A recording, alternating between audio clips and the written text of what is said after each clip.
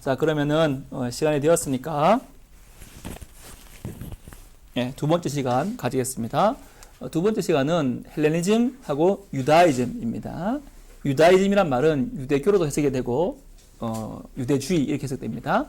헬레니즘과 유대이즘을 배우는 거예요. 이거는 이제 배경색을 배우는 겁니다. 초대교회 배경색을 배우고 나서 그랬을 때에 초대교회를 이해하는 게 쉬우니까 배경색을 배우는 거예요. 가장 먼저 더 넓은 토양인 헬레니즘부터 배우고 그 다음 유다이즘을 배우도록 하겠습니다. 헬레니즘 1. 신구약 중간기에 일어난 일. 헬레니즘 문화에 들어가게 된 이스라엘.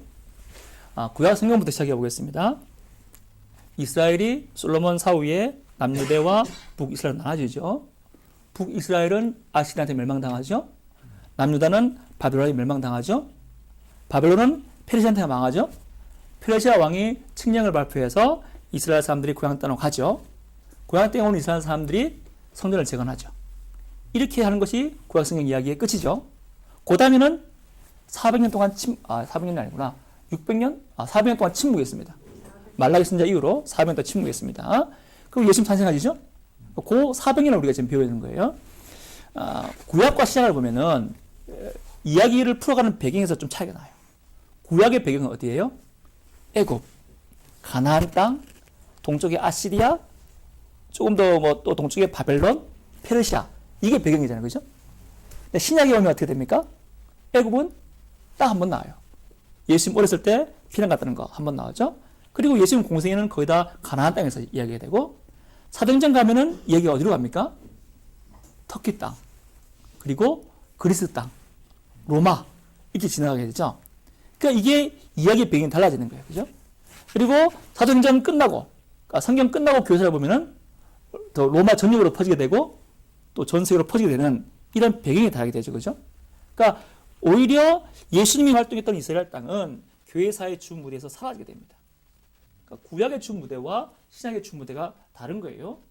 구약의 주 무대가 이스라엘 중심으로 해서 애굽과 동쪽에 있는 제국들이라면, 신약의 주 무대는 이스라엘 시작하지만 이스라엘을 벗어나서 북쪽에 있는 터키 지역과 아시아 지역과 서쪽의 마케도니아, 또 서쪽의 로마 제국이 주 무대가 된 겁니다. 왜 이렇게 무대가 달라질까요? 왜 갑자기 무대가 그리스 땅으로, 로마로 막 넘어가는 거예요? 아마 여러분 사도행전 16장 장면 떠올릴 분도 계실 거예요. 사도 바울이 꿈을 꾸는데 환상을 보죠. 그러니까 아시아 지역에서 마케도니아 지역으로 넘어가게 되냐, 그죠? 이리 와라 이렇게 해가지고 넘어가잖아요. 그러니까 복음의 주요 무대가 서쪽으로 이동된 것은 우리는 성령의 인도하심이라 볼 수 있습니다. 근데 성령의 인도하심이라는 것이 당대 문화와 무관하게 어디로 갈까요? 하다가 하나님이 여기 이렇게 한 것이 아니라 오히려 성령의 인도하심이 일반 역사의 흐름에 맞춰서 인도하신 거라고 볼 수 있어요. 왜냐하면 성령의 인도하심이 당시 헬레니즘이라는, 그러니까 좁은 유대 땅을 벗어나서 전 세계로 확장되는 헬레니즘이라는 큰 문화에 사도 바울을 집어넣은 거라고 볼 수 있는 겁니다. 그러니까 일반 역사의 흐름과 무관되게 한 게 아니라 일반 역사의 흐름을 사용하셔서 가나안 땅에 있었던 그 복음을 전 세계 로마로, 또 헬레니즘화된 전 세계로 확장하게 될 수 있는 계기를 성령께서 만드신 거예요.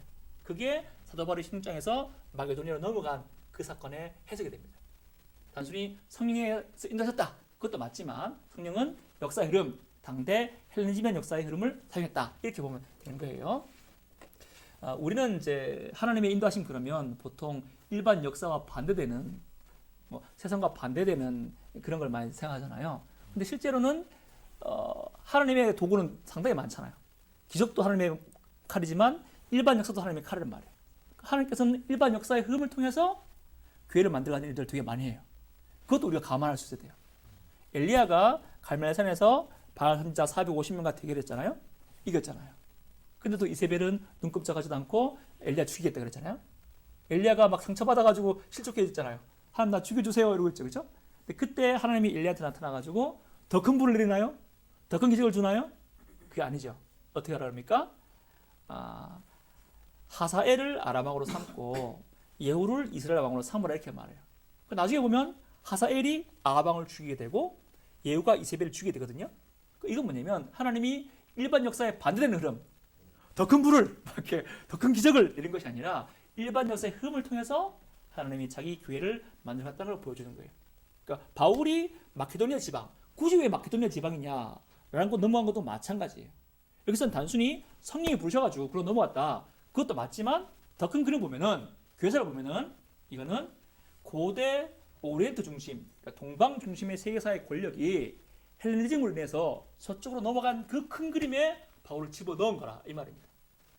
이게 무슨 말인가 했을 때에 고대 세계사의 중심은 동방입니다. 동방으로 말하면 이제 뭘 말하냐면 이스라엘 멸망시키는 바벨론을 멸망시키는 페르시아, 거기가 고대 세계사의 권력 중심이에요. 중고등학교 때 세계사에 배우셨겠지만 그때 오리엔트 문명 이런 말 들어봤습니까? 오리엔트가 동방이거든요. 오리엔트 문명이 바로 뭐냐면 아시리아, 바벨론, 페르시아, 그 지역이 바로 오리엔트 지역이에요. 아주 예전부터 최강대국인 애굽은 신학시대에서는 이제 많이 죽게 됐잖아요. 그때는 구약성경 마지막 장면에는 예수님 탄생까지 400년에는 그 동방 오리엔트 문명이 그 세계사의 핵심이었어요. 그럼 우리가 아는 유럽은 그때 뭐 했냐? 유럽은 변방이었어요. 그리스 문명이라는 말 들어봤죠? 그리스 문명은 폴리스, 도시를 중심으로 형성된 문명이잖아요. 근데 그리스 땅은 땅이 좋지 않아가지고 평원이 펼쳐진 땅이 아니라가지고 폴리스가 다 떨어져 있어요. 그 폴리스끼리 하나 돼가지고 대제국을 만든 적이 한 번도 없어요. 다 폴리스, 아테네, 뭐 스파르타, 뭐 마케도니아 이렇게 다 폴리스 따로 떨어져 있는 거예요. 근데 그에 반해서 동쪽은 아시리아, 뭐 바벨론, 페르시아는 대제국이란 말이에요. 그러니까 그 당시 문화의 중심은 그리스나 로마가 전혀 아니었고 이스라엘에 속한 그 동방 지역이 문화의 중심이었단 말이에요. 여러분 저 영화 300 봤습니까? 네, 영화 300 보면은 페르시아 왕이 나오죠. 예, 코에 코골이하고 크세스가 나옵니다. 성경에 나오는 사람이에요. 아수에로 왕. 그 사람인데 그 사람이 그리스 원정 떠나면서 테르모필로 지역에서 스파르타 군사와 싸우는 그거를 역사에 있었던 얘기를 영화로 만든 거예요. 누가 이겼을까요? 예, 이긴 거는 페르시아가 이겼습니다. 영화 300은 이제 주인공들이 스파르타 군사니까 그들이 되게 싸움 잘한 걸로 나옵니다만은 뭐 싸움 잘했겠지만 이긴 거는 페르시아예요. 영화는 영화로 봐야 됩니다. 영화는 팩트가 아니에요. 아무튼 영화 얘기하는 건 아니고 그때 보면은 그 주인공인 스파르타 지역에서 그 군인들이 내세우는 게 뭐예요? 야, 우리 무기가 더 좋아. 이걸 내세워요? 아니죠. 육체비를 내세우고 정신력을 내세우고 싸움 잘하는 당력을 내세우잖아요. 그 말은 문명이 우리가 나았다는 말이 떨어진단 말이에요. 문명이 무기가 떨어진단 말입니다. 비교했을 때 무기가 누가 더 좋았어요? 페르시아. 훨씬 좋은 거야. 군대에 막 코끼리 데리고 오고 막 칼 쓰고 막 이러잖아요. 그 뭐냐면 문명이 동쪽이 훨씬 더 나았다는 걸 말합니다. 예. 실제로는 이제 오리엔트 문명이 그리스 문명에 비해서 훨씬 앞서져 있었던 거예요. 근데 그랬던 그 역사의 추가, 무기의 중심의 추가 누구 때문에 서쪽으로 옮겨지냐면 알렉산더 대왕 때문에 이 무기의 추가 옮겨지는 거예요. 알렉산더 대왕이 고향이 어디예요? 마케도니아입니다. 마케도니아 제국을 만든 거예요. 거기서 출발해가지고 알렉산더 대왕이 동쪽으로 인도 땅까지 점령해 버리잖아요. 그래서 만든 게 뭐예요? 헬라 제국을 만들죠. 여기서 질문, 알렉산더 대왕이 왜 굳이 동쪽으로 왔어요? 서쪽으로 가도 독일, 프랑스 뭐 있잖아요. 왜 동쪽으로 가고 서쪽으로 갔을까요? 서쪽은 변방이었어요. 우리가 아는 서유럽은 그때는 잘 사는 나라가 아니었단 말이야. 거긴 진짜 야만 일 살고 뭐 먹을 것도 없고 그런 지역이었어요. 그래서 서쪽으로 갈 필요가 없는 거야. 도시가 어디 있고 문명이 어디 있고 돈이 어디 있어요? 다 동쪽에 있는 거예요. 무리만 하니까. 어? 무리만 하니까. 예, 그렇기도 하고 또 이제 그 당시는 뭐냐면 그 뭐랄까요? 따뜻한 기후가 있잖아요. 이쪽은 그다음에 올리브가 나오고 포도주가 나오는 기후예요. 근데 그쪽으로 가면은 맥주가 나오고 버터가 나와요. 그러니까 기후가 좀 달라요. 그래서 그 당시 사람들한테는 따뜻한 기후에서 포도주를 마시고 올리브유를 먹고 뭐 이런 것도 중요했고 또 일단 대제국들은 다 동쪽에 있었어요. 페르시아, 그다음에 뭐 인도 다 동쪽에 있는 게 문명이 그 발달했단 말이에요. 근데 서쪽은 그냥 깡촌인 거라. 그래서 서쪽으로 안 간 거예요. 동쪽으로 갔어요. 동쪽으로 가면서 어떻게 돼요? 조금 서쪽에 있던 헬라의 문명을 동쪽 인도까지 다 전해버리잖아요. 그래서 그걸 섞어버리잖아요. 그걸 헬레니즘 이렇게 말하죠. 헬레니즘은 동방 지역이 원래는 자기들의 문화를 가지고 있었는데 알렉산더 대왕의 점령을 받아서 헬라의 문화를 동방 지역에 받아들였다. 이 말을 헬레니즘이라고 그래요. 그러니까 동쪽 끝에 있는 인도의 석가모니상이 헬라 지역의 동상하고 비슷한 이유가 여기 나오는 거예요. 갑자기 세계사 시간 같죠? 이 얘기를 왜 하는가 하면은 이 초대 교회사의 무대가 바로 이 헬레니즘의 영향 아래에 있었단 말입니다. 이스라엘 지배하던 구약 마지막에 보면은 페르시아였잖아요. 근데 이 페르시아가 헬라 제국에 멸망당해요. 그래서 이스라엘이 헬라 제국의 장군인 프톨레마이오스 장군의 지배에 있다가 그 다음에 셀레우코스 장군의 지배를 받아요. 그 셀레우코스 후손들이 왕조를 형성하면서 오랫동안 이스라엘이 헬라의 지배를 받는 거예요. 그 이스라엘도 헬라의 문화 영향 아래서 자유로울 수가 없는 거예요. 그리고 헬라가 망하고 예수님 시대에는 로마가 이스라엘 점령하죠. 근데 로마가 점령했음에도 불구하고 여전히 문화는 뭐냐면 헬라 문화인 거예요. 로마 자체가 점령했다고 해서 로마 라틴 문화를 로마 제국에 심는 게 아니라 이미 알렉산더 대왕이 만들어 놓은 헬레니즘 문화가 예수님이 있었던 이스라엘을 비롯해서 모든 그 제국에 퍼져서 있었던 겁니다. 그러니까 신구약 중흥기를 지나면서 이스라엘은 서방 문화와 동방 문화가 만나는 헬레니즘의 영향 아래에서 있는 거예요. 그러니까 세계사적인 만남이에요. 동방 문명이 바로 이 서방 문명을 만나서 그 시제에 복음이 나오게 되는 거죠. 그러니까 이 헬레니즘 문명이 복음의 확산에 좋은 도구가 되었던 거예요. 무슨 말이냐? 신약 성경 여러분 무슨 말로 기록되어 있어요? 헬라어. 헬라어죠. 왜 헬라어야? 예수님 아람 사람이, 예수님 유대 사람이고 그럼 히브리어 써야지? 아니란 말이에요. 구약은 히브리어 썼죠, 그죠? 그리고 신약에 넘으면은 신약 사람들은 유대인들은 아람어를 썼다 그래요. 아람어. 아람어는 히브리하고 사촌 언어예요. 그러니까 이스라엘 지배했던 그 페르시아와 뭐 그쪽의 언어가 아람어예요. 근데 그 아람어를 썼다 그래요. 근데 신약 성경은 뭘로 써요? 헬라어로 쓰잖아요. 그러니까 이게 뭐냐면 복음이 헬라어로 기록되었고 그 헬라어가 로마 제국의 만국 통용어이기 때문에 복음이 다른 지역으로 전파될 수 있는 좋은 기회가 된 거죠. 만약 이 예수님과 제자들이 유대 사람이니까 히브리어로 아람어로 복음을 썼다면 이거 헬라 사람들한테 전도를 해야 되는데 어떻게 전도하겠어요? 해석하는 게 얼마 시간 걸립니까? 그러니까 그렇지 않고 바로 예수님 제자들이 헬라어로 썼잖아요. 이미 알렉산더 대왕이 만들어 놓은 헬라 문화를 이용했단 말이에요. 그래서 복음이 쉽게 퍼질 수 있었던 거죠. 또 뒤에 말하겠지만 로마가 제국이 되면서 로마가 뭘 만드냐면 도로를 잘 만들어요. 도로. 로마 제국 전체를 다 도로화 만들어버려요. 그러니까 예수님 제자들이 다른 지역에 쉽게 갈 수 있었겠죠. 만약에 로마 제국이 되지 않았다면 전부 다 나라가 다르잖아요. 나라가 다르면 나라 통과할 때마다 뭐 검문도 받아야 되고 되게 번거롭겠죠, 그죠? 근데 이미 다 로마 제국인 거예요. 로마 제국이고 로마 제국에 통용되는 말은 헬라어인 거예요. 그러니까 복음이 쉽게 전해질 수 있는 그런 세계사적 배경색을 만들어 놓고 거기에다가 말하는 거예요. 거기에다가 예수님의 복음이 오게 된 거고 복음이 확정되게 된 거죠. 그러니까 헬레니즘 문명 안에서 이스라엘에 오게 된 것은 하나님의 섭리인 거죠. 복음의 확산과 초대교회 확산의 도구가 헬레니즘 문명을 사용한 거예요. 서양 철학사는 헬레니즘과 헤브라이즘 두 뿔을 형성했다고 그래요. 잊어버려도 됩니다. 네, 다수는 헬레니즘이고 소수는 헤브라이즘이에요. 근데 이 소수가 어떻게 전 세계에 확장되게 됐느냐? 소수는 헤브라이즘이 헬레니즘을 만나서 헬레니즘의 도구를 통해서 전 세계로 서양으로 확장되게 된 겁니다. 그러니까 예수님이 탄생하기 전에 초대교회가 들어오기 전에 이스라엘 땅의 작은 불씨가 이미 온 세계로 쉽게 퍼질 수 있도록 사전 작업이 되었다. 이렇게 보면 되겠습니다. 그래서 다시 사도행전 10장 가보면 사도 바울이 어디로 넘어간다고요? 마케도니아로 간다고요. 마케도니아가 어디라고요? 알렉산더 대왕의 고향입니다. 그러니까 마케도니아는 헬레니즘의 한 복판이라고 볼 수 있는 거죠.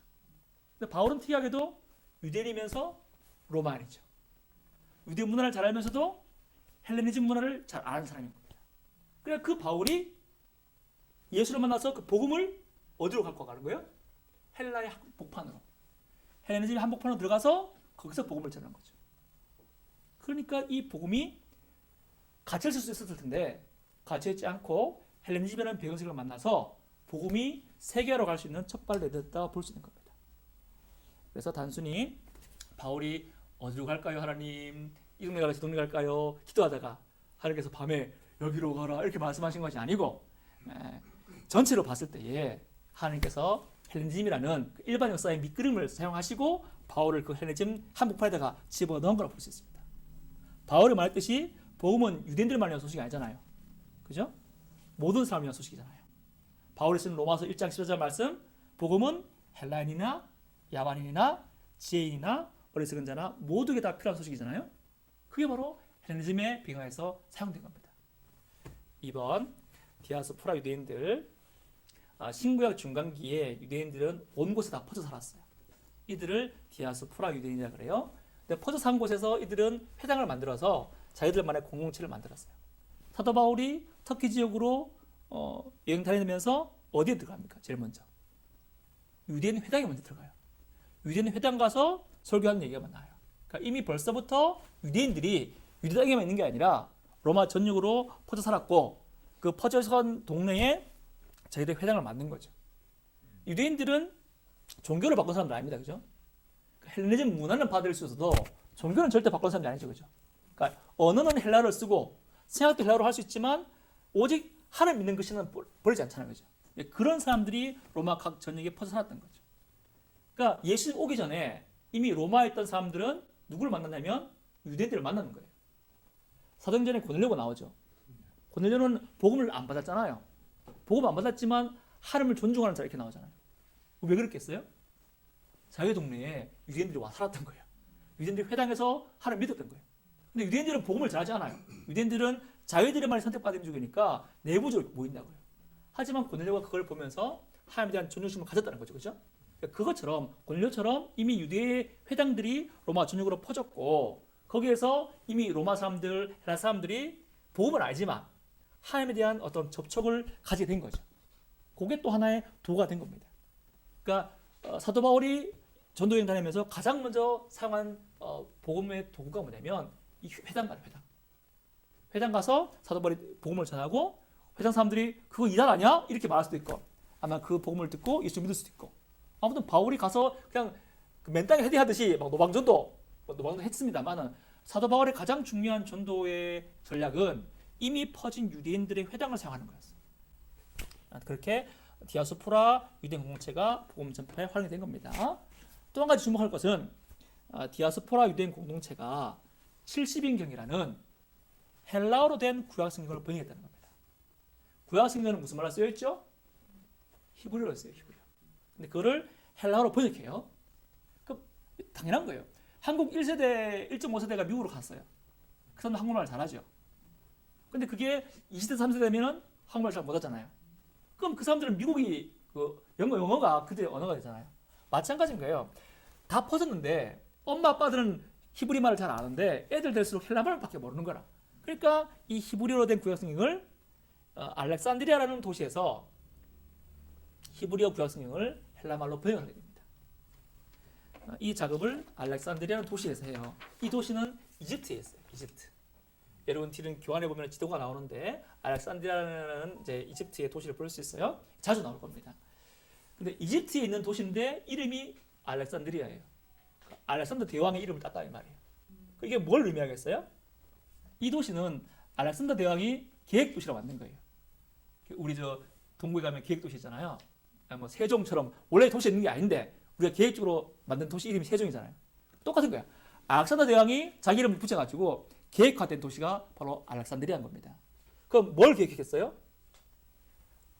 그리스는 위에 있고 이집트는 밑에 있잖아요. 근데 알렉산더 대왕이 이집트에도 헬레니즘 문화를 그대로 이식하는 거예요. 그러니까 헬레니즘 문화의 이식처로서 그대로 전하는 곳으로서 만든 도시가 의도적으로 만든 도시가 바로 알렉산드리아예요. 그래서 알렉산드리아라는 도시는 이 헬라 문명의 헬라 지역은 아니지만 헬라 문명의 중심지로서 부상이 돼요. 이게 뒤에 교회에서 자주 나옵니다. 아무튼 이제 그 알렉산드리아라는 지역에 1세에 따르면 유대인들이 강제지휘해 왔는데 그 도시의 4분의 1이 유대인이었다는 말도 있을 만큼 되게 많았어요. 그래서 이제 당시 그 알렉산드리아의 통치자였던 어떤 왕이 유대 학자 모아가지고 알렉산드리아의 도서관이 되게 큰 게 있었단 말이에요. 있었어요. 근데 지금 없지만 그 도서관에 장서를 꼽는 게 그 왕의 꿈이었는데 이제 히브리 성경이 없는 거야. 그래가지고 히브리 학자를 불러가지고 번역해라 이 맡기게 됩니다. 그러니까 학자들이 모여가지고 번역한 게 아니고 그 왕이 명령을 내려가지고 이제 성경을 번역해라고 시키게 돼요. 그래서 그 명령을 듣고 72명의 학자가 모여서 번역을 해요. 근데 72인경 이렇게 말하지 않고 이제 이 딱 빼버리고 70인경, 70명의 사람들이 히브리 구약 성경을 헬라 성경으로 번역했다라는 말로 그걸 70인경 이렇게 말해요. 그러니까 예수님 오기 전에 이미 구약 성경이 헬라화된 지역에 번역될 수 있도록 번역이 된 거죠. 이런 일이 벌어게 돼요. 그러니까 사도들이 복음을 들고 로마 전으로 갔을 때는 문자 그대로 맨 땅에 해당하는 것이 아니고 헬레니즘 영향 안에서 복음을 듣기 위한 언어적 준비, 문화적 준비, 어떤 사전 작업들이 미리 되어 있다는 거죠. 때로는 고넬료처럼 복음을 듣기 전에도 이미 유대 공동체를 만나서 하나님을 경외하는 사람들을 만나 주셨다는 얘기입니다. 그러니까 세 번째로 로마는 이탈리아의 작은 도시입니다. 이 작은 도시가 전 세계를 지배하게 돼요. 로마는 작은 도시여서 문명이 그렇게 뛰어나지 않아요. 로마의 지배 방식은 뭐냐면 직접 통치가 아니에요. 전쟁에서 승리하면 그 지역의 해당 국가의 지배 체제를 그대로 놔두되 그 국가가 로마에게 종을 바치고 로마의 법과 행정을 따르고 로마의 가치관을 수용하게 만드는 거예요. 그러면서 그들을 로마에 편입시키는 거예요. 이게 무슨 정책이냐면 지배하는 로마보다 지배받는 동쪽 민족들이 로마보다 더 우월한 문명을 가졌단 말이에요. 그 로마가 지배한 헬라 문명, 로마가 지배한 오리엔트 문명 다 로마보다 더 나은 문명이에요. 그러니까 로마는 그들을 갈아엎는 게 아니고 그 우월한 문명을 이제 놔두고 지배 체계만 바꾼 거예요. 그래서 로마의 공식 언어는 라틴어였지만 딱히 라틴어가 제국의 모든 백성들이 강요되지 않았고 로마 제국에는 이미 헬라어가 이제 통용되고 있었어요. 그래서 사도행전에서는 그 로마서 성경을 쓰지만 로마서 성경을 무슨 말로 써요? 사도 바울이? 역시 헬라어로 쓰는 거예요. 로마라면 라틴어를 쓰는 곳 아니에요. 근데 라틴어로 신경 쓴 게 아니라 헬라어로 로마서를 쓰는 거예요. 250년대까지 로마 교회는 헬라어로 예배를 드렸어요. 그만큼 이제 로마가 정치로 들어왔지만 로마 자체의 문화는 라틴 문화라기보다는 헬라 문화를 이제 오랫동안 통일한 겁니다. 그래서 신약 성경이 복음이 로마 제국에 확산되는 데는 별 무리가 없었던 겁니다. 나중에 라틴어가 신학과 예배의 언어로 등장하게 된 것은 중세로 넘어가면서부터예요. 초대교회에서 마지막에 이제 그러니까 모든 목사님들은 다 헬라어로 신학을 했어요. 근데 초대교회에서 마지막쯤에 라틴어로 시작하는 교부를 우리가 만날 거예요. 저 뒤에 가면 터툴리안, 어거스틴 이런 사람 만나요. 그러면서 신학의 축이 헬라어에서 라틴어로 조금씩 옮겨오는 거예요. 지금은 헬라어로 신학하는 거하고 라틴어로 신학하는 게 뭐가 차이지 잘 몰라요. 그거는 뒤에 가서 말씀드릴 거예요. 아무튼 그렇게 하면서 신학의 축이 이제 라틴어로 좀 서쪽으로 옮겨오게 될 텐데 어쨌거나 지금은 말하는 게 뭐냐면 로마가 정치로 지배를 했음에도 불구하고 그 당시 로마를 지배하는 문화는 로마 문화는 아니고 헬레니즘 문화라는 것. 그것만 아시면 되겠습니다. 또 로마의 지배를 했기 때문에 복음 전파에 유익된 점이 있어요. 앞에 짧게 언급했지만 길이 편해졌어요. 로마는 지배하는 곳마다 길을 놔요. 길을. 로마가 지중해 중심으로 다 지배하니까 지중해는 로마 바다가 된 거죠. 로마 앞바다가 된 거죠. 그러니까 해상 교통이 또 원활하게 된 거예요. 그래서 이 복음이 배를 타고 길을 따라서 잘 전파될 수 있어요. 만약 로마 제국이 지배하지 않았다면 갈 때마다 나라가 다르니까 국경선에서 저지를 당하고 그랬었겠죠. 근데 로마가 다 다스리니까 로마가 닦아놓은 길대로 로마가 닦아놓은 백길대로 가서 복음을 전할 수 있게 되는 거예요. 그 복음이 도시 위주로 전파가 되게 돼요. 시골 위주로 간 게 아니라 일단 교통이 편리한 대로 우리도 마찬가지 아니에요? 배가 닿는 항구 위주로, 그죠? 길 위주로 이렇게 우리가 잘 아는 에베소, 뭐 안디옥 이게 다 도시입니다. 도시 위주로 전파가 되게 되는 거예요. 로마 군인들이 왔다 갔다 옮겨 다니면서 그들이 자기들 종교를 왔다 갔다 가져가는 거예요. 로마 군인이 복음을 믿었다면 복음을 가지고 자기가 퇴역할 때 자기 고향 땅으로 복음 들고 가는 거죠. 그러니까 사도들만 제자들만 복음 전달을 한 게 아니라 그 복음을 받았던 로마 사람들 역시 교통의 편리함을 사용해가지고 자기 고향 땅으로 복음을 전파할 수 있던 그런 지형적, 문화적 그게 배경이 된 거예요. 또 로마가 서울이니까 다 어디 가겠어요, 사람들이? 다 서울 가잖아요. 우리도 애들 다 서울 가잖아요. 똑같이 우리 저 로마 사는 사람들이 다 먹고 살려고 다 로마로 가는 거야. 그럼 로마로 가면서 그냥 가겠어요? 자기는 어떤 종교를 들고 갈 거 아니야. 그 로마는 막 종교의 짬뽕이 된 거죠. 그러면서 로마에도 로마 교인들이 사도 바울이 안 들어갔으면 불구하고 로마 교인이 먼저 생기잖아요. 그것처럼 로마가 다양한 종교에 어떤 관습 섞이는 그런 사회가 된 거죠. 당대 로마는 이제 어떤 종교든지 박해하지 않았어요. 그 종교가 국가 숭배를 방해하지 않는 한에 있어서 자유를 줬어요. 로마는 이제 로마가 잘 되는 게 최고의 목적이에요. 그래서 어떤 종교든지 간에 로마가 잘 되는 걸 방해하지 않는다면 로마는 다 허용해 줬어요. 그 로마 군인들이 자 이제 어떤 전쟁에 갔다가 전쟁에서 어떤 신을 믿어요. 그럼 그 신을 가지고 자기 고향 땅으로 오게 되는 거예요. 그래서 그 당시 로마에는 종교 열광탕 같이 페르시아의 종교, 복음 또 뭐 다른 종교들이 막 섞여서 있었어요. 그렇게 로마가 애초에는 기독교에게도 관용을 줬습니다.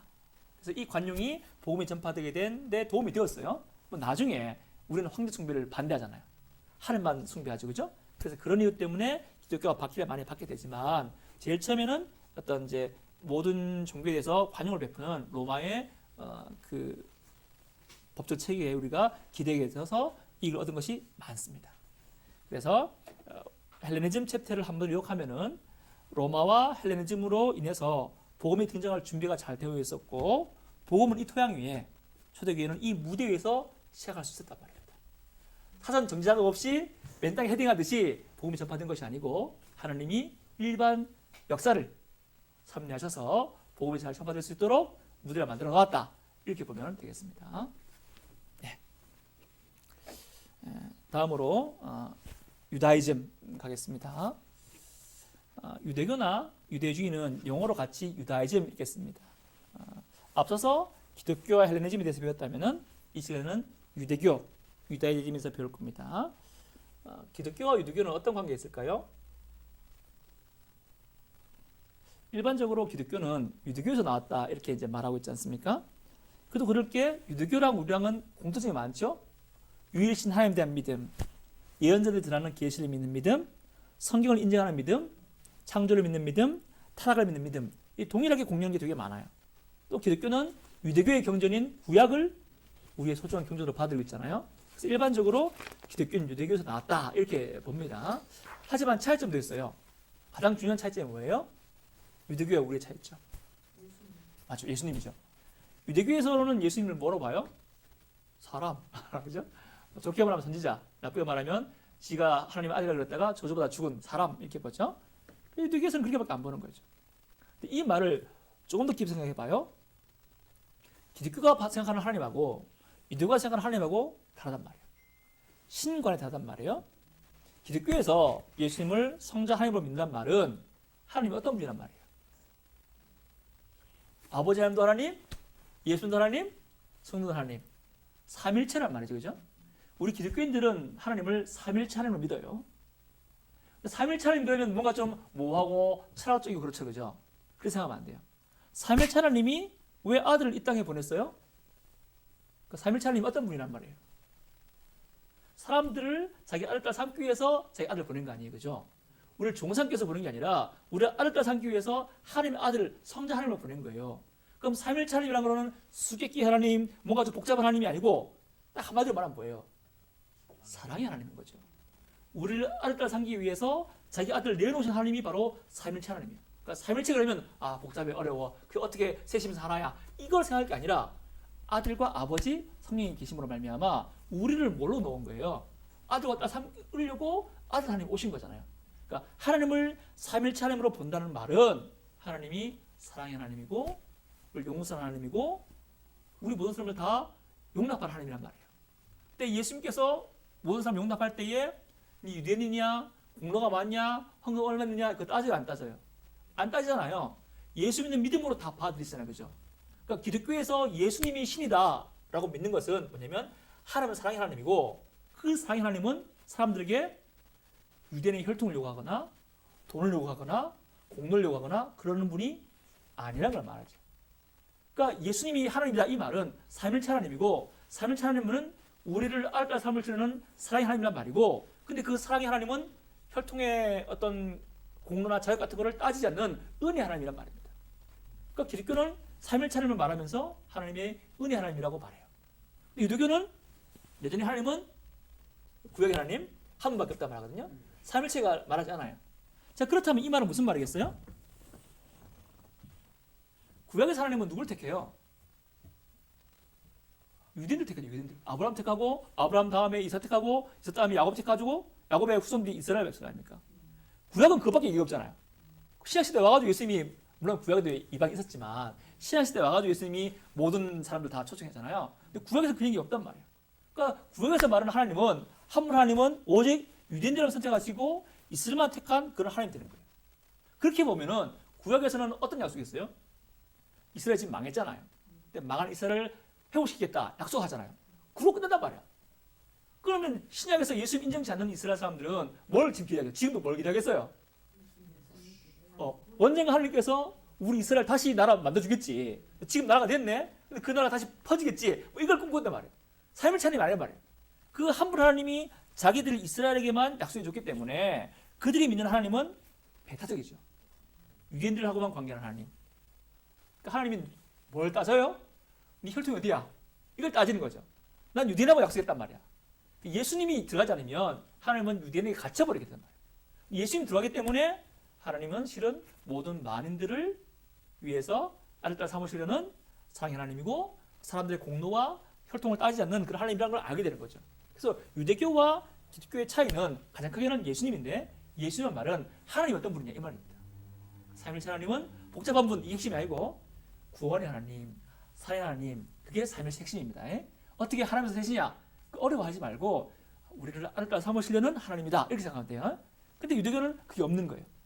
유대교와 기독교 차이는 가장 예수님이 차이가 나게 되고 그러니까 신권에서 가장 큰 차이가 나는 겁니다. 자, 1.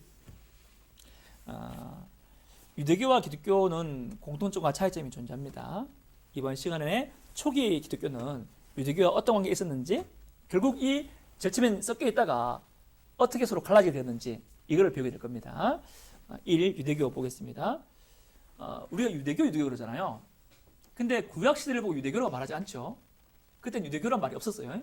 물론 유다이즘 그런 우리가 후세에 붙인 말이지만 우리가 지금 생각한 유대교, 그러니까 이스라엘 사람들이 믿는 유대교라는 것은 원시적으로 언제 생겼냐면은 여러분 아는 얘기입니다. 바벨론 포로에서 귀환한 이후에 그때 생긴 거예요.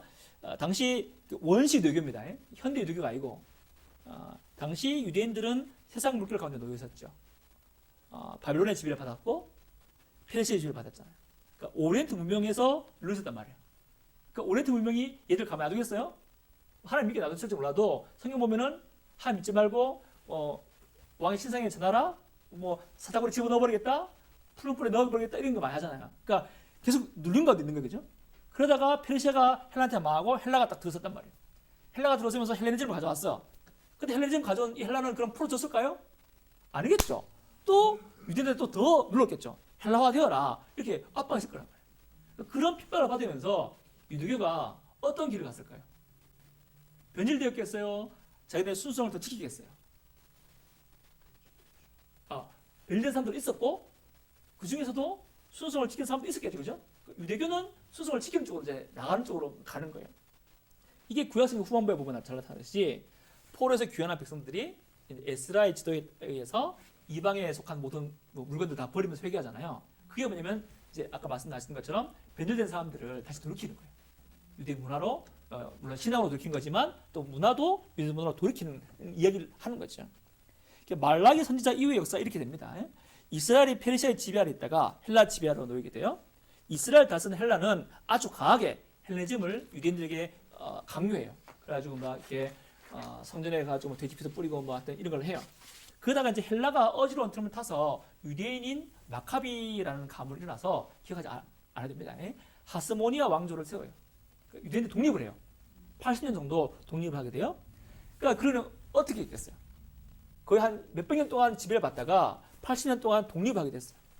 그러면 그 독립한 나라가 어떤 정책을 취하겠어요? 오리엔트 문화와 헬레니즘 문화를 더 따라잡겠어요? 아니면 그걸 다 쳐버리지 않겠어요? 쳐버리겠죠. 우리 독립했다. 그거 다 우리가 저 일제 강점기 받은 것처럼 그거 다 나쁜 거다 하면서 혼합주의를 다 몰아냈겠죠. 그에 대한 방작용으로 더 강력한 유대주의를 뿌리내게 했는 거예요.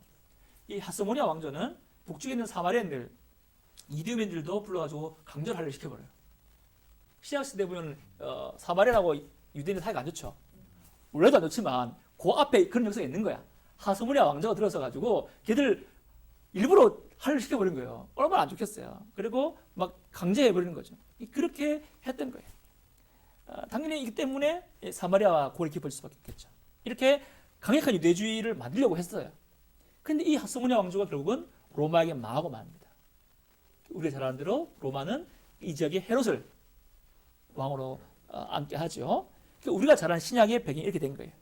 근데 여러분, 헤롯이 왔다고 해서 그 회복된 유대주의에 대한 문화, 회복된 우리 땅, 다시 복고하자는 그 유대주의에 대한 어떤 그런 민족주의가 쉬웠겠어요? 쉽지 않았겠어요? 쉽지 않았겠죠. 비록 로마가 우리를 다시 다스렸고 우리 왕을 헤롯이라는 이상한 놈을 앉혔지만 그냥 우리는 독립해왔고 이제 독립하고 싶고 그러니까 그 안에서 유대 민족주의가 막 벌벌벌 끓어오른 거죠. 그 시작 시대 보면은 이스라엘 독립을 꿈꾸는 여러 파가 나오죠. 바르세파, 열심당 이런 나오잖아요, 그죠? 이들이 바로 그런 어떤 열망을 가지고 그런 역사를 가지고 나오게 된 파예요. 당시 유대교는 여러분 잘 알겠지만 여러 분파로 나눠져 있잖아요, 그죠? 제3 그룹이 누구예요? 사두개파. 이 사람들은 딱히 이스라엘 독립을 원치 않았어요. 이 사람은 로마랑 잘 지냈기 때문에 안 했고, 그다음 바르세파가 나오죠. 바르세파는 정말 이스라엘 독립을 원했어요. 그 바르세파에서 나온 게 열심당인데 바르세파의 극렬 분자가 열심당이에요. 바르세파는 폭력적으로는 이제 이스라엘 독립을 원한 건 아니지만 열심당은 폭력을 사용해서라도 독립해야 된다라는 게 열심당이었어요. 에센파는 이제 동굴파라고 볼 수 있어요. 여러 가지 분파로 나눠져 있는 거죠. 근데 이들 모두가 다 어떤 유대 문화가 회복되기를, 유대가 다시 하나 되기를 간절히 바라는 거예요. 자, 사두개파만 빼고. 여기까지가 신약 성경이 이르기 전까지 유대교의 모습이에요. 이번 성경 파괴. 그러다가 이제 신약 성경 시대에 70년에 열심당을 중심으로 예루살렘을 다시 되찾아요. 잠깐. 결국은 로마의 무자비한 진압에 의해서 다시 유대인들이 다 실패하게 되고 다 죽게 됩니다만은 그때 성전이 다 무너진 거예요. 우리 성전 벽 하나밖에 안 남았잖아요. 70년에 바로 다 무너지게 된 거예요. 성전이 무너졌으니까 뭐를 드리지 못해요? 성전에 있을 때는 뭘 드렸겠어요? 그렇죠, 예배. 그때 예배를 뭐로 드렸어요? 여러분 집에서 올 때 뭘 끌고 와야 돼? 양. 이러면서 제가 여러분 그 잡아야 되고 막 해야 되는 거죠. 그걸 해야 되는데 성전이 무너져 버린 거야. 그러면 성전 예배를 못 드리잖아요. 그럼 제사장이 쓸데가 없네요. 제사장은 그거 하는 사람이잖아요, 그죠? 제사장이 쓸데가 없는 거야. 그러니까 성전이 무너진 이후에는 유대교가 바르세파를 중심으로 재편됩니다. 신약 성경에 보면은 산헤드린 공회가 나오죠. 산헤드린 공회는 제사장, 장로, 서기관으로 구성된 거예요. 서기관이 바리새인입니다. 근데 성전이 무너져 버리니까 제사장은 쓸데 없어지고 이제는 랍비 유대교, 그러니까 랍비만이 남아 있는 거예요. 그때부터는 산헤드린 공회가 없어지고 바리새파 중심의 랍비 위원회로 재편이 되게 됩니다. 그 성전이 무너졌으니까 성전은 더 이상 유대교의 중심이 될 수 없고 뭐가 중심 되겠어요? 회당. 랍비들이 모여서 가르치는 회당이 중심될 수밖에 없는 거예요. 그때부터 제사장이 중심이 안 되고 랍비 중심으로 이어지게 됩니다. 이 바로 랍비들이 만든 유대교가 현대 유대교입니다. 그러니까 뭘 말하는 거냐면 신약 성경에 나오는 유대교는 랍비 유대교다? 아니다. 아니다. 랍비 유대교가 되기 전이다. 이게 중요해요. 신약 성경에 나오는 유대교가 나오지만 이들은 랍비 유대교라고 만들기 전에 어떤 이렇게 원시 모형의 유대교인 거예요. 그러니까 사두개파, 바르세파, 열심당, 에센파들은 서로 경쟁하던 유대교의 한 분파예요. 근데 이 가운데에 예수님께서 활동한 거예요. 그러니까 종교적 관점에서 보자면 예수님도 원시 유대교를 이해하고 해석하는 하나의 종파라고, 하나의 분파라고 볼 수 있는 거예요. 사도행전, 그렇게 보면 안 되지만, 그리고 본다 말이에요. 역사적으로 보면은. 사도행전 24장 5절 보면은, 바울을 보고 나사렛 이단의 우두머리 이렇게 불러요. 나사렛 파라, 이 말입니다. 그러니까 예수님도 나사렛 파라는 거예요. 그러니까 당시 사람들은 기독교도 유대교의 한 분파로 받는 거예요. 물론 제일 처음 분파로 보다가, 복음 들어보니까 신성모독을 보호하는 것 같으니까 이단을 했지만, 제일 처음엔 유대교의 한 분파로 봤어요. 근데 이후에 성전이 무너지고 2, 3세기에 온 시대가 결국 바리새파 중심의 랍비 유대교가 되는 거죠. 그런 차원에서 기독교가 유대교에서 나왔다 이 말은 잘 이해되는 거예요. 기독교가 랍비 유대교와 같은 뿌리고 랍비 유대교에서 나왔다 하는 것은 아닙니다. 랍비 유대교는 예수님 시대 이후에 나온 거란 말이에요. 예수님 활동하던 시대는 랍비 유대교가 형성되기 전이란 말이에요. 유대교를 해석하는 다양한 분파들이 활동하는 시대예요. 그래서 기독교가 구약의 유대교에 뿌리를 두고 했다는 말은 맞는 말이지만 기독교가 랍비 유대교에서 나온 거다 이 말은 틀린 말입니다. 이건 사도행전 초기에 전도가 회당 중심으로 이루어졌다는 걸 설명하는 거죠. 아까 디아스포라 유대인들이 각 지역에 회당을 세웠다고 그랬잖아요. 바울이 전도하면서 이 회당에 들어가서 설교한단 말이에요. 그러니까 회당 측에서 바울을 설교자라고 초청했다는 것은 뭘 말해요? 바울이 만약 이단이면 초청 안 하겠지. 근데 바울을 설교자 초청했다는 말은 그 당시까지만 해도 바울은 유대교 열심당 바리새파 무소파 중에 나사렛파로서 하나의 분파로서 그 당시 사람들을 받아들였단 말이에요. 근데 바울 설교 들으다 보니까 이게 안 싶은 거지. 십자가에 죽은 주 예수가 하나님이라니 그 말도 안 되는 소리다 이렇게 해서 바울을 핍박했지만 아무튼 애초에 랍비 유대교가 아니라 일반 유대교에서는 예수님의 그를 나사렛파로 보면서 그게 봤다는 거, 그게 중요한 겁니다. 기독교인들도 자기들을 유대교를 대체할 새로운 종교로 세운다고 생각하지 않았어요. 유대교가 소망하던 메시아 오셨으니까 랍비 유대교가 아니고 유대교가 소망하던 메시아 오셨기 때문에 유대교를 완성한다 이렇게 봤던 거예요. 우리는 유대교가 아닌 새로운 종교다 이게 아니라 유대교를 완성한다고 봤던 거예요. 하지만 결국 성전 파괴 때문에 유대교는 랍비 유대교의 길을 가고 기독교는 기독교로 자연스럽게 각자의 길을 가게 된 겁니다. 성전이 파괴된 다음에 중요한 사건이 90년도에 얌니아라는 곳에서 열린 랍비들의 회의가 열려요. 얘는 이제 성전이 파괴됐으니까 랍비 유대교가 됩니다. 이 회의에서 뭐를 하냐면은 구약 성경의 목록 39권을 확정을 해요. 우리가 가진 구약 성경과 같은 목록이에요. 근데 이 얘기는 뭐냐면 앞서서 헬라어로 번역한 게 있었다고 그랬죠. 구약 성경을 헬라어로 번역한 게 70인경이란 말이죠. 그거 권위를 인정하겠단 말이야? 인정하지 않겠단 말이야? 인정하지 않겠단 말이야. 그러니까 이미 더 내부로 모이는 거예요.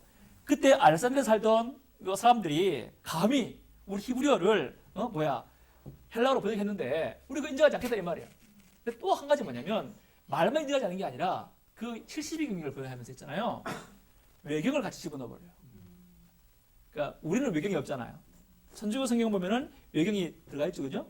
이 히브리 성경에는 포함되지 않은 책들이 그 알렉산드리아 사람들이 그리스로 번역하는 과정에 몇 가지 더 집어넣은 거예요.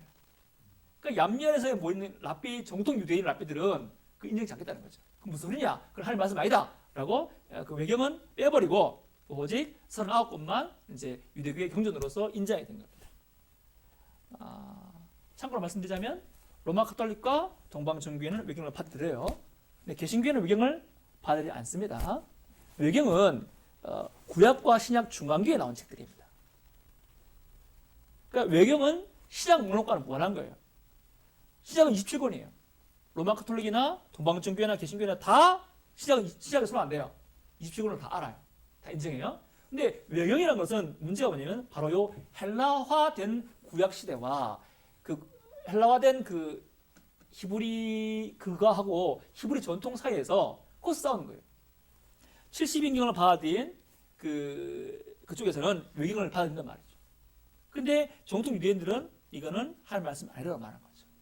그래서 얌리아 회에서는 물론 기독교의 회의가 아니죠. 정통 유대인의 회의지만 정통 유대교 랍비들의 회의에서는 70인경에서 번역한 외경은 하나님 말씀 아닌 걸로 이렇게 하는 거예요. 우리는 종교학자들은 이 구약을 이해하는 한에 있어서는 이 얌리아 회에서 랍비들과 같은 입장에 서 있는 겁니다. 구약은 39권이다. 외경은 별책 부록으로 번역한 거다. 뒤에 이제 나오게 됩니다. 뒤에 3강, 4강 되면은 이제 그 얘기가 나옵니다. 외경 어떻게 봐야 되느냐 나오게 돼요. 아무튼 그 된 거죠. 그러니까 또 이 회의 이후로 그리스도인들이 유대교 회당에서 축출돼요. 그러니까 70년 성전 파괴, 그다음에 90년 얌리아 회의 이전에는 기독교인들이 회당에 들어갔단 말이에요. 그 회당에서도 예배드리고 같이 왔다 갔다 했단 말이에요. 왜냐하면 우리는 새로운 종교가 아니라 유대교를 완성한 거니까. 그렇게 이해하니까. 유대교도 그때는 우리를 분파로 봤으니까. 근데 성전에 파괴되고 얌리아에서 90년에 회의한 이후에는 쟤들 내보내 이렇게 된 거죠. 그래서 그때부터는 각자 일을 걷게 된 겁니다. 유대교는 완성된 기독교로 넘어오지 않고 지 나름대로 양의 지각을 가듯이 랍비 유대교로 하게 되고, 우리는 구약의 종교는 예수를 말미암아 완성된 거로서 기독교의 길을 가게 되는 거죠. 3번 유대교와 기독교의 차이. 유대인들은 헬레니즘 문화를 만나면서 더더욱 폐쇄주의와 배타성을 가지게 됐어요. 그러니까 하나님으로부터 택함받은 민족이라는 배타성은 우리가 끊어낼 수 없는 거잖아. 내가 아무리 착하고 하나님 잘 믿고 싶어도 우리 한국 사람이네요. 그러면 안 되는 거잖아요, 그죠?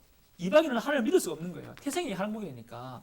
그래서 이런 배타성은 아까 말했다시피 신인식에 영향을 미칠 수밖에 없는 거예요. 그 유대교는, 랍비 유대교는 그 이후로, 여러분 랍비 유대교가 부흥돼가지고 전 세계로 퍼져나갑니까? 점점 모입니까? 그렇죠. 안으로 자꾸 모여드는 거예요. 왜냐하면 자기를 믿는 하나님은 폐쇄적인 분이에요. 모든 민족을 부른 분이 아니에요. 오직 유대인들만. 유대인 중에서 랍비의 말을 잘 들어서 율법을 잘 지키는 사람들에게만 이게 친절하신 그런 하나님이 되는 거죠. 그 유대교에서 있는 하나님은 이스라엘 민족에만 권리 주신 하나님으로서 만일 향한 하나님으로 아니게 여기게 되는 겁니다. 근데 기독교는 어떻게 됩니까? 다른 길을 가게 되죠. 예수님이 성전 하나님이다, 삶의 차원을 고백함으로 말미암아 기독교는 보편 종의 길을 가게 됩니다. 이스라엘 민족을 택함, 그 택함은 새 이스라엘이신 예수님이 성취하는 거죠. 구약에서는 이스라엘 택했지만 신약에서는 새 이스라엘로서 예수님 택하는 거예요. 마태복음의 주요 메시지가 뭐냐면 예수님이 새 이스라엘이라는 거예요. 예수님의 생애가 이스라엘의 생애를 다시 재현하는 걸로 마태복음 흘러가요. 누가복음에서는 예수님은 새 아담이라고 말해요. 그 예수님이 아담의 역사를 다시 재현하는 걸로 흘러가요. 그러면서 뭐냐면 아무튼 예수님이 새 이스라엘과 새 아담으로서 이스라엘이 해했던 모든 것들을 성취했단 말이에요. 그래서 이제 예수님 성취한 그 모든 것들을 누구든지 예수를 믿으면, 예수 안에 있으면 진정한 이스라엘이 되는 겁니다. 진정한 이스라엘은 예수 안에 있는 우리가 누구든지 간에 진정한 이스라엘이 된 거예요. 유대교에서는 아직까지 이스라엘 사람들만 이스라엘이지만 예수를 믿는 믿음을 통해서 보니까 예수님 안에 있는 사람만이 예수님이 진정한 새 이스라엘이고 예수님이 진정한 새 아담인데, 믿음을 통해서 그 새 이스라엘이신 예수님이 우리가 동참하게 되고 믿음 통해서 새 아담이신 예수님이 우리를 연합하게 되는 거잖아요. 그러니까 우리가 진정한 새 이스라엘, 새로운 아담이 되는 겁니다. 그러니까 계시록에서 말하는 새 예루살렘 성에는 예수 안에 속한 모든 만민들이 소속된 곳이죠. 이제는 유대인이란 혈통 구분이 사라지고 모든 인류가 구원받게 되는 그런 길이 열린 겁니다. 그게 기독교가 가는 길입니다. 당연하겠죠? 우리가 믿는 하나님이 그런 분이니까, 예수님이 그런 분이니까 유대교와는 다른 길을 가게 되는 거죠. 유대교는 율법을 더욱 강조하는 길을 갔지만 기독교는 약속을 의지하는 길로 가는 거죠. 유대교는 계속 율법 지켜라 강조합니다. 근데 기독교는 뭐 말씀 지키라는 걸 강조하지만 율법 지켜서 구원받으라 말하는 거 아니잖아요. 기독교는 예수님 율법이 완성이다 이렇게 말하죠. 우리가 율법 완성하는 거 아니에요. 예수 완성시키신 거예요. 예수님이 할례나 성전제사 등의 모든 율법을 다 완성시켰고, 그리고 그것 때문에 유익을 우리가 주는 거잖아요. 우리는 예수님이 율법이 완성이기 때문에 우리가 율법 지킴으로 하게 나가는 것이 아니라 율법 다 지키신 예수를 믿는 믿음으로 하게 나가는 거잖아요. 이렇게 다르게 되는 거죠.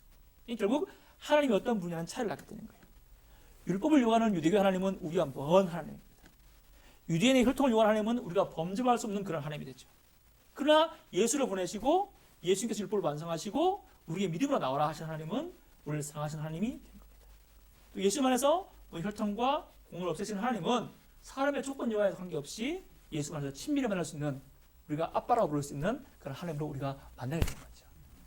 이게 기독교와 랍비교가 서로 다른 길을 가게 된 겁니다. 기독교와 랍비교가 서로 길을 간 이유를 보면 이 차이가 명백히 나타나는 거죠. 유대교는 기독교가 완성이라고 고백했다면 우리가 같이 온 세계로 퍼지게 되었겠죠. 예수를 믿었다면. 그러나 예수를 믿지 않았기 때문에 유대교는 랍비 중심으로 폐쇄적으로 되는 것이고, 진정한 구약의 종교를 완성한 것이 기독교라, 예수님이라 믿는 우리들은 예수 믿어보니까 예수님께서 요구하시는 것은 혈통이나 공로가 아닌 것을 알기 때문에, 세계 모든 사람들을 다 부르신 줄 알기 때문에 이 신앙을 말미암아 온 세계로 퍼지는 그런 열매가 맺게 되었던 것입니다. 네, 오늘까지 여기까지가 제가 준비한 강의의 마지막입니다. 혹시 질문 있으면 질문하시기 바랍니다. 네, 어떠십니까? 제가 처음 해보니까 템포 조절 좀 해야 되겠다 싶네요. 다음 강의는 템포 조절 잘해서 좀 더 이해하기 쉽도록 할 수 있도록 하겠습니다.